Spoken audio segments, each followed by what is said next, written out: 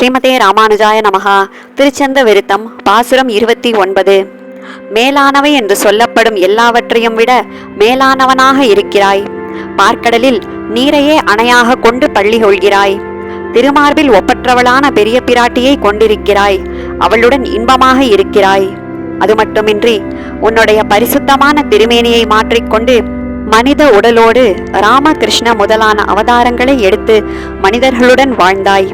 எல்லா உயிர்களுக்கும் தலைவனாக இருப்பவனே, எப்படி உலகை காக்க வேண்டும், ஒவ்வொருவரையும் எப்படி நற்கதி அடைய வழிகாட்ட வேண்டுமென்று அனைத்து உயிர்களின் நன்மையை சிந்தித்து செயல்படும் ஞானத்தை உடையவனாக இருக்கிறாய்.